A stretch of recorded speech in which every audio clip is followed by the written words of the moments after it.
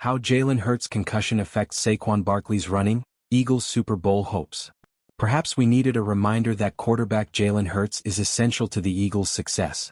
It wasn't so much with Hurts passing or running as it was in Saquon Barkley's running. For weeks, Eagles coach Nick Sirianni had tried to make the case that Hurts was having an MVP-caliber season even though he had thrown for less than 200 yards in 3 straight games before throwing for 290 yards last week against the Steelers. The collective response was akin to "Sure, Nick?" And then Hurts suffered a concussion midway through the first quarter Sunday on a 13-yard run to the Commanders' 21-yard line when he was hit in the helmet by Washington's Frankie Louvu. Hurts initially went back into the huddle as the referee told him to get checked for a concussion. Kenny Pickett replaced him, and the Eagles weren't the same as they coughed up a 14-point lead and lost 36-33 to the Commanders.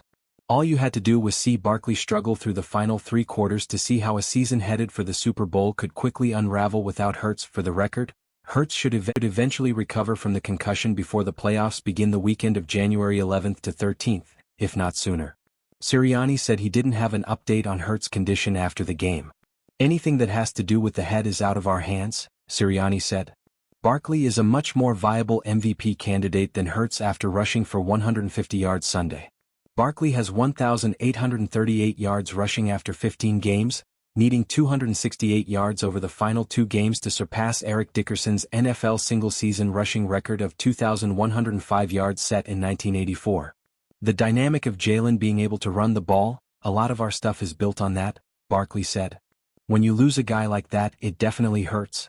Look at it this way, Barkley had 109 yards rushing on his first 7 carries, culminating with his 68-yard TD run with 2:18 left in the first quarter, as the Eagles scored 21 points on 3 touchdowns.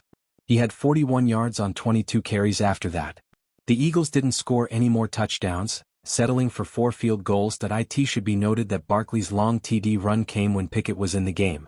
Soon after, the Commanders loaded up to stop Barkley, daring Pickett to beat them with the pass. He couldn't, going 14-for-24 for 143 yards with a touchdown and interception. Hurts could beat them with the pass as he showed last Sunday when the Steelers loaded up to stop Barkley, holding him to 65 yards rushing on 19 carries. Sure, there were other factors involved in the Eagles' stunning defeat on Jaden Daniels' 10-yard touchdown pass to Jamison Crowder with 6 seconds left. You could start with Devonta Smith's brutal drop over the middle inside Washington's 15-yard line with 2:02 left. The Eagles holding a 2-point lead. Had Smith held onto the ball, the Eagles would have had a first down and could have run out the clock. "I dropped the ball," Smith said. "I mean, I ain't going to beat myself up over it. It's life, part of the game. It cost us the game. Ain't nobody else's fault but mine." There was more. The Eagles committed 10 penalties for 91 yards, including 2 unsportsmanlike conduct penalties on safety C.J. Gardner-Johnson, the second of which led to his ejection in the third quarter. It's a big reason why the Eagles lost despite forcing 5 turnovers. "Just sloppy," Eagles coach Sirianni said. "Sloppy with penalties, sloppy with too many men on the field, sloppy with our fundamentals. And the Eagles couldn't make Washington pay because they didn't have Hurts to make Barkley pay. They were trying to stop the run," wide receiver A.J. Brown said. "Saquon got going really early. They started loading the box and forced us to throw the ball and win our one-on-ones on the outside. That's no shade on Kenny. He and Hurts got 2 different games. Kenny did a great job. It's just a little different. As you saw, me and Kenny missed a few times. Kenny don't practice like me and Jalen do. I had thousands of reps with Jalen. I've been with him for 3 years now. We just came in and rolled the dice with Kenny, and it came up snake eyes." Brown has a point. He and Hurts have been close friends for nearly a decade and teammates through nearly 3 full seasons.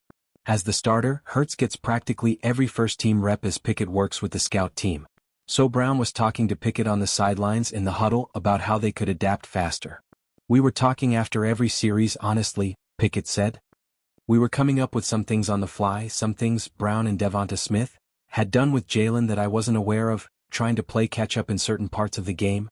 But there's no catching up with what Hurts can do with Barkley, whether it's throwing, serving as a +1 in the running game, and even prolonging drives with the tush-push. Everything that we do and what he's able to do is the reason why he's been super successful," Barkley said about Hurts. "At the end of the day, Kenny came in and did a really good job. We just didn't get the job done. Keep that in mind the next time Hurts throws for 120 or so yards, but the Eagles win anyway because Barkley is freed up to run wild, and the Eagles can run out the final several minutes of a close game."